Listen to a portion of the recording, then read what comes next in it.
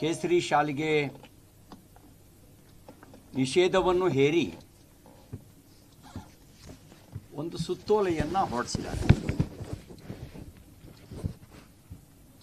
ನಾನು ಮೊದಲು ಸ್ಪಷ್ಟಪಡಿಸ್ಲಿಕ್ಕೆ ಬಯಸ್ತೇನೆ, ಭಾರತೀಯ ಜನತಾ ಪಾರ್ಟಿ ಹಿಜಾಬಿನ ವಿರೋಧಿ ಅಲ್ಲ. ನಾವು ಹಿಜಾಬನ್ನು ವಿರೋಧಿಸೋದೂ ಇಲ್ಲ. ಶಾಲೆಗಳಲ್ಲಿ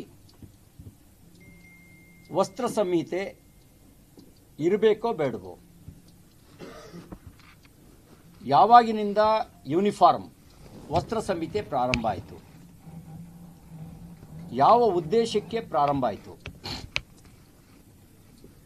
ಇದನ್ನು ಬಹುಶಃ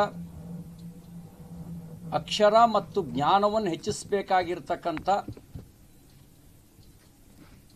ಶಿಕ್ಷಣ ಸಚಿವರಿಗೆ ಅದರ ಉದ್ದೇಶದ ಬಗ್ಗೆಯೂ ಸ್ಪಷ್ಟತೆ ಇಲ್ಲ, ಅದರ ಇತಿಹಾಸದ ಬಗ್ಗೆ ಅರಿವೂ ಇಲ್ಲ. ಕೇವಲ ಮತೀಯ ಓಲೈಕೆಯ ರಾಜನೀತಿಯ ಭಾಗವಾಗಿ ಶಾಲೆಗಳಲ್ಲಿ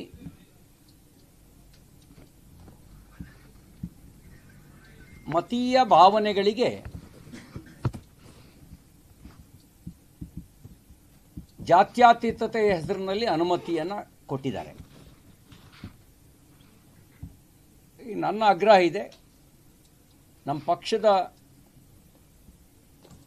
ಅಭಿಪ್ರಾಯವೂ ಅದೇನೆ. ಶಾಲೆಗಳಲ್ಲಿ ಎಲ್ಲ ಮಕ್ಕಳು ಸಮಾನರು. ಅವರು ಬೇರೆ ಬೇರೆ ಮತ ಸಂಪ್ರದಾಯಗಳಿಗೆ ಸೇರಿದ್ರೂ ಕೂಡ ಎಲ್ಲ ಮಕ್ಕಳು ಸಮಾನವಾಗಿ ಗುರುತಿಸಿಕೊಳ್ಬೇಕು ಅನ್ನುವ ಉದ್ದೇಶದಿಂದಲೇ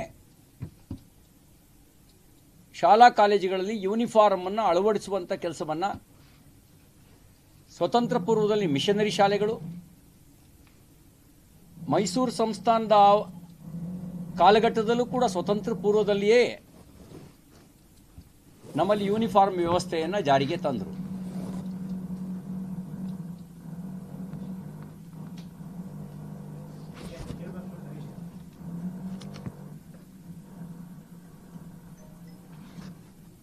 ಯಾವುದೇ ಸಂದರ್ಭದಲ್ಲಿ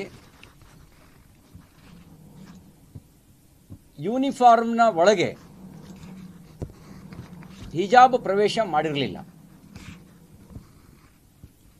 1983ರಲ್ಲಿ ಕರ್ನಾಟಕ ಶಿಕ್ಷಣ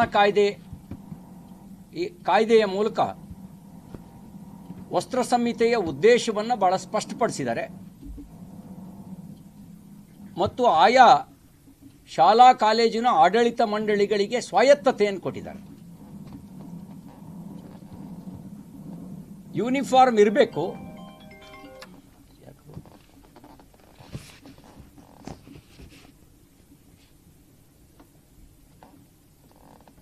ಅನ್ನೋದನ್ನು ಹೇಳಿದ್ದಾರೆ. ಅದನ್ನು ಯೂನಿಫಾರ್ಮ್ ಏನಿರಬೇಕು ಅನ್ನೋ ನಿರ್ಣಯವನ್ನು ಆಯಾ ಶಾಲೆಯ ಆಡಳಿತ ಮಂಡಳಿಗೆ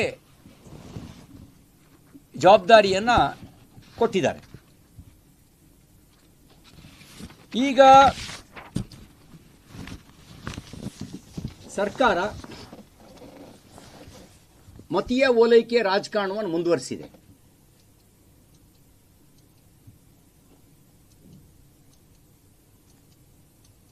ಅದರ ಪರಿಣಾಮ ಶಾಲೆಗಳಲ್ಲಿ ಹಿಜಾಬಿಗೆ ಅನುಮತಿಯನ್ನು ಕೊಟ್ಟಿದ್ದಾರೆ. ಅವರು ಅದಕ್ಕೆ ಕಾರಣಗಳನ್ನು ಕೊಟ್ಟಿರೋದು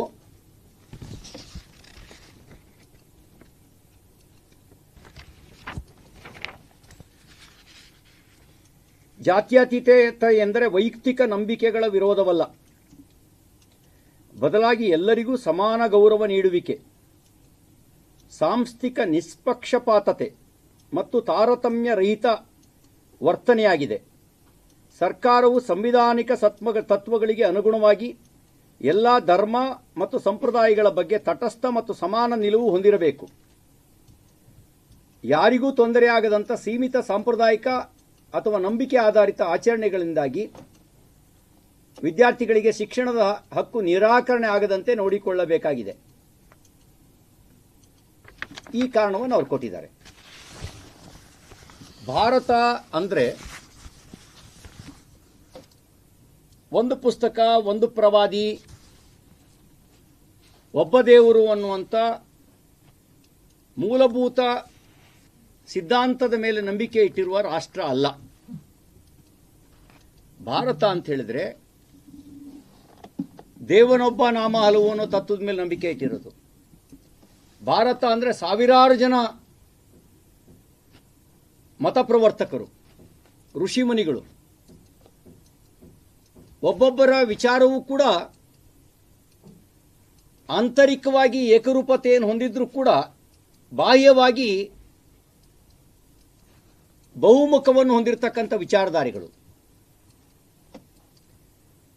ನಾನು ಶಿಕ್ಷಣ ಸಚಿವರಿಗೆ ಮತ್ತು ಕಾಂಗ್ರೆಸ್ ಸರ್ಕಾರಕ್ಕೆ ಕೇಳಕ್ಕೆ ಬಯಸ್ತೇನೆ, ನೀವೆಲ್ಲರ ಸಂಪ್ರದಾಯವನ್ನು ಗೌರವಿಸ್ತೀರಾ? ಎಲ್ಲ ಮತ ಸಂಪ್ರದಾಯಗಳನ್ನು ಗೌರವಿಸ್ತೀವಿ ಅಂತ ನಿಮ್ಮ ಸುತ್ತೋಲೆಯಲ್ಲಿ ಇಲ್ಲ. ಎಲ್ಲ ಮತ ಸಂಪ್ರದಾಯಗಳನ್ನು ನೀವು ಗೌರವಿಸೋದಾದರೆ ಭಾರತದಲ್ಲಿ ಸಾವಿರಾರು ಮತ ಸಂಪ್ರದಾಯಗಳಿದ್ದಾವೆ. ನಿರ್ವಾಣ ಸ್ಥಿತಿಯಿಂದ ಅಂದರೆ ಬಟ್ಟೆಯನ್ನೇ ಹಾಕದ ಸಂಪ್ರದಾಯದಿಂದ ಮೊದಲುಗೊಂಡು